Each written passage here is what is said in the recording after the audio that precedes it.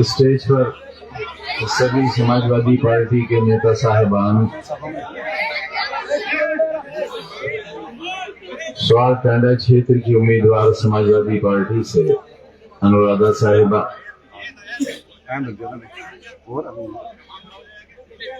सभी धर्म, सभी जात और हर किस्म की सोच और फिक्र के स्टेज पर और मेरे सामने बड़ी तादाद में नौजवानों, बुजुर्गों और वो बहुत मासूम छोटे छोटे बच्चों जिनके हाथ में कलम देने की एक ख्वाहिश ने हमें जमीन से सलीब तक पहुंचा दिया है, यानी फांसी के तख्त पर। जिन कोठरियों में हम दोनों को रखा गया था, आप में से कई साथियों ने हमारी वो कैद और कैद की वो सख्ती खुद जाकर देखी है। ये एक ऐसा भयानक मंजर था जो हम पे गुजरा और आपने देखा। अंग्रेजों ने ये कोठरियां उन लोगों के लिए बनवाई थी जो या तो अपराधी थे या एक अपराध कर रहे थे मुल्क की आजादी की लड़ाई का। हिंदुस्तान आजाद हो, गुलामी जाए और लोगों की हुकूमत कायम हो, एक ऐसी सरकार जिसे लोग चुने और जो लोगों की सरकार हो। वहां किसी एक का हुक्म न चले, मजहब के नाम पर, धर्म के नाम पर, जाति के नाम पर इंसान को इंसान से लड़ाया न जा सके,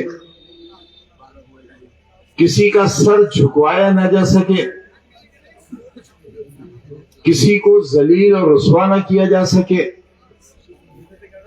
किसी बाप और किसी मां को इस बात के लिए मजबूर न किया जा सके कि या तो उसकी बेटी महलों की स्याह दीवारों में अपनी असमत लुटवाकर दम तोड़ दे,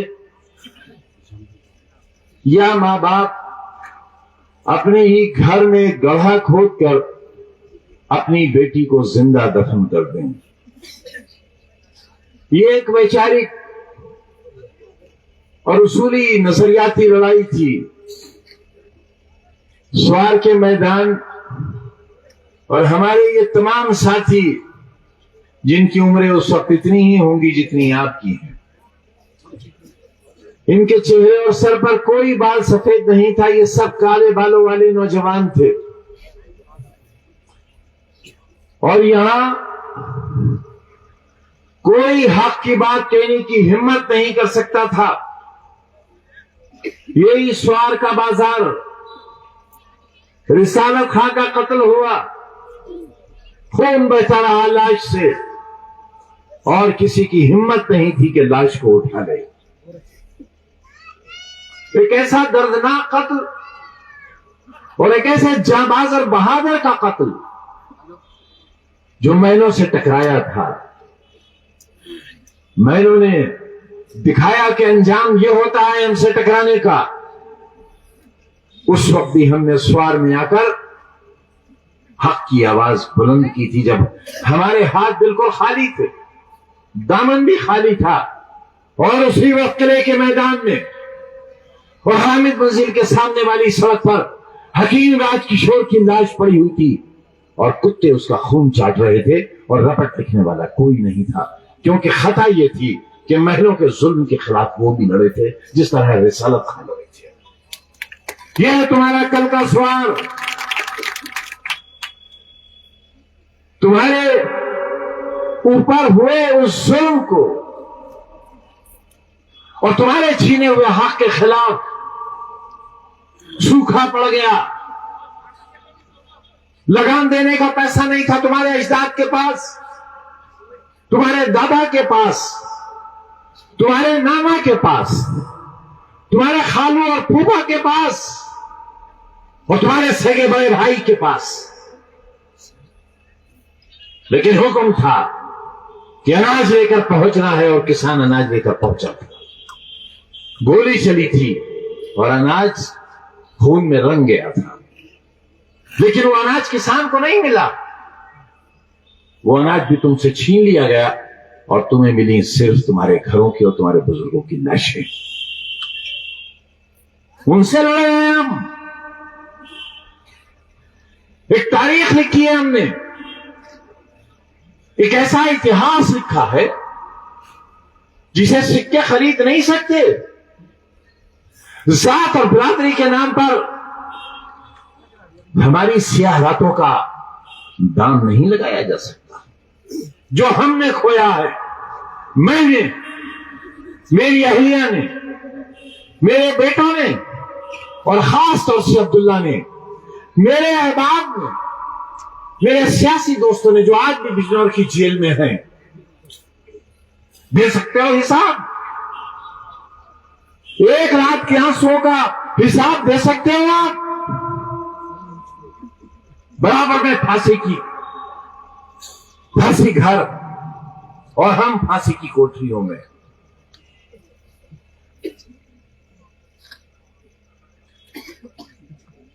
ये था मंजर, ये गुजरी है हम पर, लेकिन सौदा तो नहीं किया तुम्हारा, बेचा तुम्हें, तुम्हारा सर झुकने दिया कहीं? छीन ली 2 बार तुम्हारे विधायक की मेंबरशिप, इसलिए कि अभी कोई माई का लाल 150 करोड़ के हिंदुस्तान में अब्दुल्ला को इसलिए नहीं हरा सकता कि अल्लाह का सबसे पसंदीदा नाम है।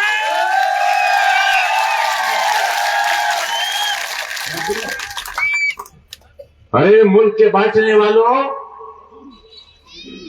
रिश्तों को बांटने वालों, क्या पार्लियामेंट हमने हारी है? वाह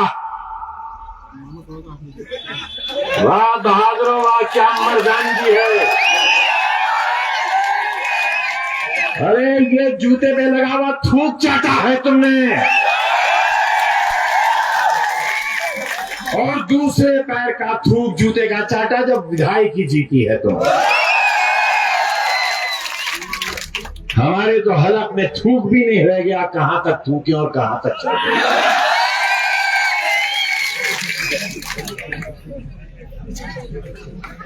सीट यहां आई,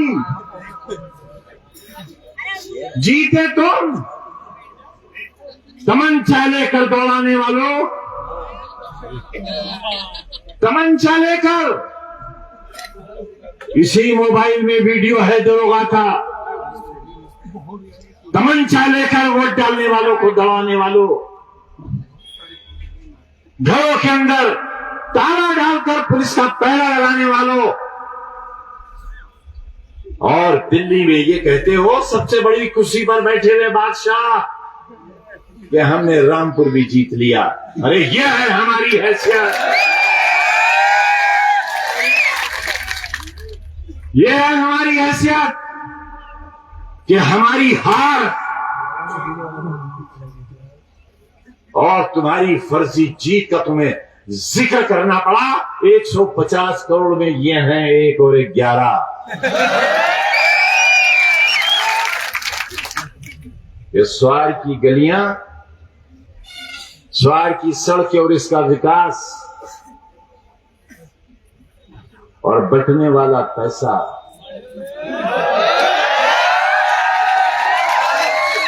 ये किसका है? अरे ये मेरे कलम का दिया हुआ है, ये मैंने दिया है।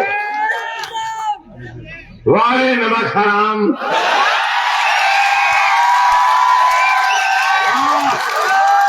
अरे बरादरी की नाक कटवा दी।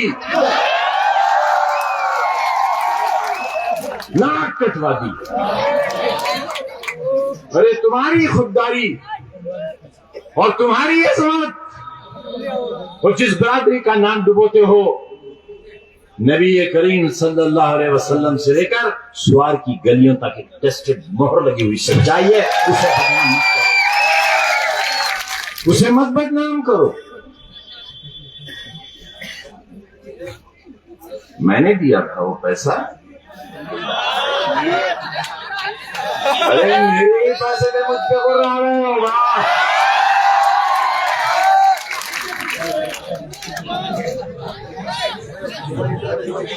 वाह, ये है छोटी बिल्ली। मैंने दूध चढ़ाव में खोला कर रखा था। सवाल वालों, तुम्हारे लिए मुझे क्या मालूम, बिल्ली खुद चोर है। चाट गई सारी बालाई, पी लिया सारा दूध और कहाँ चढ़ाया? फूल की जड़ों में ले जाया। अरे अगर गंदगी खाना थी तो खाते, सीधे सीधे फूल लेकर आते। ये क्या निशान लाए हैं?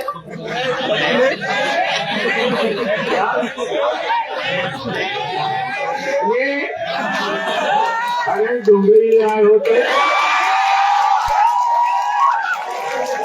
प्लेट लाए हैं। अच्छा, टट्टी पर चांदी का बर्फ लगा के घू खाएंगे, सीधे नहीं खाएंगे।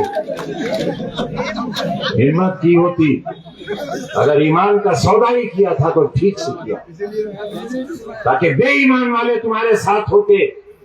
सबको मालूम है क्या हो रहा है पूरे मुल्क में, किसे नहीं मालूम है?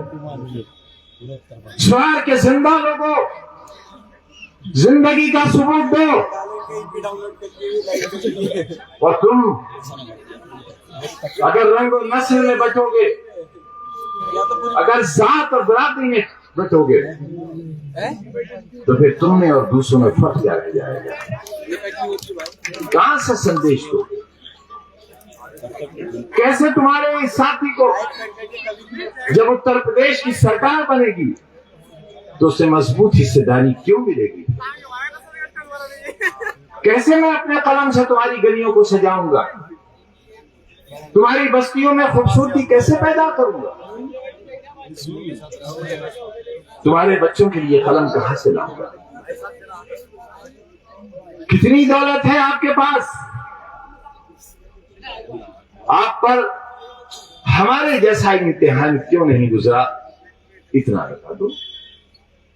मैं हर उस शख्स से जो हमारे बीच की क़यादत की दावेदारी करता है उससे पूछता हूं कि जो हमारे साथ हुआ है क्या वो सही है? गुजरात हाई कोर्ट में राहुल गांधी साहब का मुकदमा बेर बहस और पहला नाम हमारा और अब्दुल्ला का आया और उसके बाद राहुल गांधी का नाम आया। यह है हमारे साथ जुल्म, हमारे साथ हुए जुल्म की आवाज सर चढ़कर बोली है। लेकिन न कलम को चाकू में बदला, न चाकू को तुम्हारे हाथों में। जो उम्मीदवार प्लेट लेकर आए हैं ये किसके साथ हैं? ये किसके साथ हैं? ये उनके साथ है जो तुम्हारी मासूम नस्लों के हाथ में चाकू देना चाहते हैं।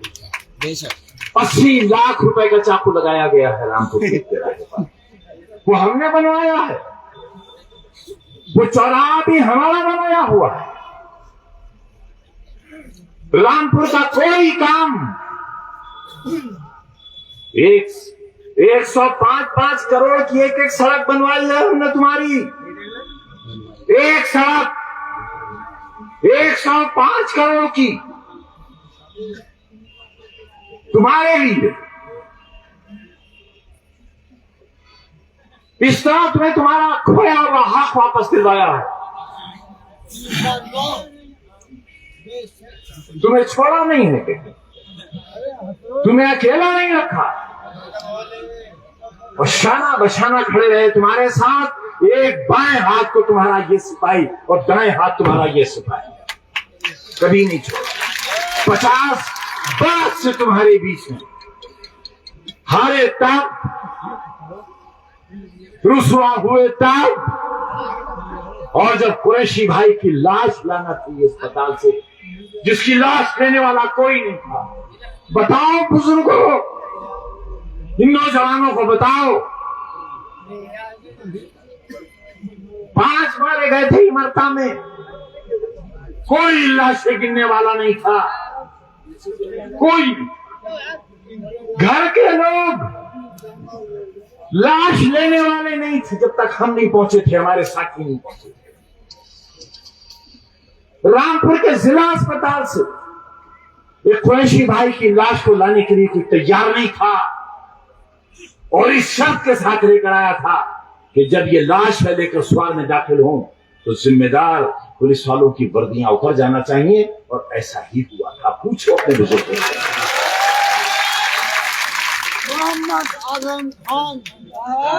मायूस मत हो, तूले शबे फिराक से घबराना है जिगर, अगर गमों की लंबी रात मत परेशान हो। ऐसी भी कोई रात है होगी, और बड़ी हसीन सुबह होगी, इंशाअल्लाह उन लोगों की होगी इंशाअल्लाह जिनके हाथ में प्लेट नहीं होगी भीख मांगने के लिए, नहीं होगा, बल्कि तुम्हारी नस्लों के लिए कलम होगा उनके पास। आज जो कुछ हमारे साथ हो रहा है वो इसलिए नहीं हो रहा है कि हम MP हो गए, हम MLA हो गए, हम वजीर हो गए, बल्कि अपने मालिक को गवाह करके कहते हैं नौजवानों कि आज हमारे साथ जो कुछ हो रहा है वो इसलिए हो रहा है कि हमने तुम्हारे मासूम बच्चों की नर्सरियां लगाई हैं, हमने स्कूल बनाए, जिन इमारतों को छीनने का सिलसिला शुरू किया है, मगर नहीं छीनने देंगे इंशाअल्लाह। लड़ेंगे सुप्रीम कोर्ट तक इंशाअल्लाह, और तुम्हारा हक अपनी जिंदगी में तुम्हें दिलाकर रहेंगे इंशाअल्लाह। और जो यूनिवर्सिटी बनाई है तुम्हारे लिए, तो तुम्हारी कम नसीबी है कि तुम उसे देखने नहीं जाते। तुम जाओ, वहां की दरो दीवार से सबक लो, वहां की फिजाओं में मुअत्तर हो जाओ, वहां के खाना खुदा की जाकर ज़ियारत करो, वहां की मिट्टी को प्यार करो, और अहद लो वहां जाकर कि आने वाली तारीखों की, नस्लों की बफज़ल इलाही ये इदारा तब्दील बदलेगा। यहां से अफसर पैदा होंगे, साइंसदान पैदा होंगे, डॉक्टर और इंजीनियर पैदा होंगे। हम आपको ये खुशखबरी देकर अपनी बात खत्म करना चाहते हैं कि इस यूनिवर्सिटी से पढ़े हुए बच्चे इसरो में हैं, और दुनिया के कोने कोने में यहाँ के बच्चे यहाँ पर हैं। आप हमारी वेबसाइट पर जाकर देख सकते हो। यही है हमारा जुर्म और यही है हमारा गुनाह। अगर तुम चाहते हो कि ये नर्सरी खत्म हो जाए, तुम्हारी आने वाली नस्लों के हाथों से कलम छिन जाए, तो जो कोशिश और जो पौधा हमने लगाया है, फिर तुम अपने ही हाथों से उसमें जहर डाल देना और हमें भी उसी में दफन कर देना।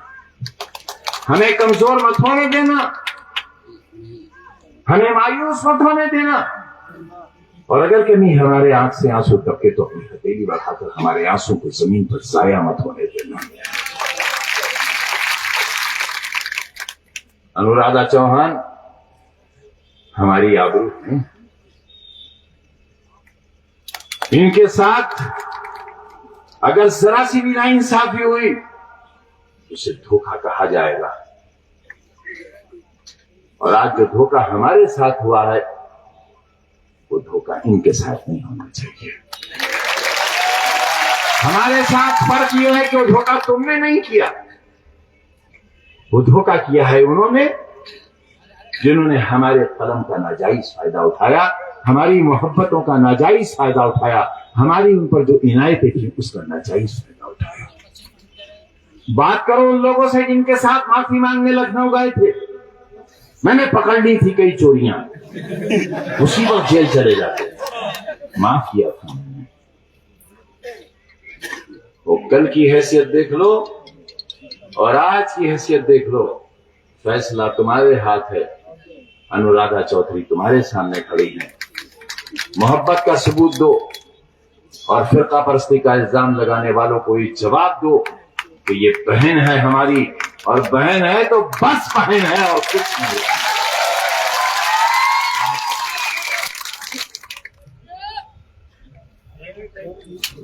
देखो